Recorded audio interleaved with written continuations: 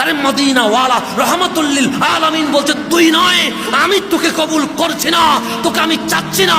সবচেয়ে গম্ভীরে এসে আমি নবীকে ডাকতে ইয়া রাসূলুল্লাহ বলে, কারণ উম্মত যখন সবচেয়ে গম্ভীর থেকে ইয়া নবী সালাম আলাইকা বলে ডাক দিবে, মুস্তাফা জানে রহমত বলে ডাক দিবে, ইয়া রাসূলুল্লাহ বলে ডাক দিবে, ফিলিস্তিনে বিজয়ের পতাকা উঠে যাবে।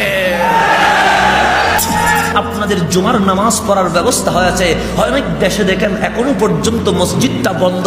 অনেকেই বলবে মসজিদ বন্ধ সেই জন্য নামাজ পড়তে পারি না। আমি বলবো মসজিদ বন্ধ হয় নাই, রব্বুল আলামিন আমাদেরকে মসজিদ থেকে বের করে দিয়েছে। অনেকেই আমরা বলি মসজিদ বন্ধ হয়ে গেছে, অমুক এরকম হয়ে গেছে। মসজিদ বন্ধ হয়নি, রব্বুল আলামিন আমাকে আর চাচ্ছেন না আমি যেন সুবহান রাব্বিয়াল আলা বলি। আল্লাহ আমার উপর এত নারাজ হয়ে গেছে, আল্লাহ চাচ্ছে না আমি যেন মসজিদে এসে কিয়াম করি, রুকু করি, সিজদা করি। আল্লাহর রহমতের সীমানা আমাদের জন্য বন্ধ করে দেওয়া হয়েছে। অনেকেই বলে কাবা বন্ধ হয়েছে সেই জন্য মক্কায় যেতে পারছি না। তুমি যেতে পারছো না তা নয়, আল্লাহ বলছে তুই বান্দাকে আমি কাবার সামনে দেখতে চাচ্ছি না। মসজিদে নববী বন্ধ হয়ে গেছে, সবচেয়ে গম্ভীর চোখে দেখি ইয়া রাসূলুল্লাহ বলতে পারছেন না, আমি আপনি বলছি আমি তো যেতে পারি না। আরে মদিনা ওয়ালা রহমাতুল লিল আলামিন বলছে তুই নয়, আমি তোকে কবুল করছি না, তোকে আমি চাচ্ছি না।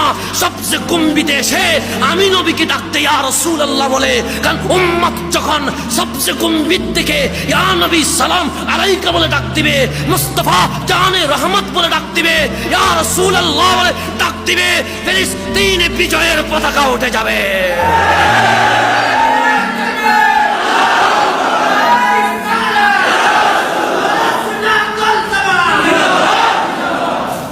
আমাদেরকে বের করে দিয়েছে, আমরা বের হই নাই।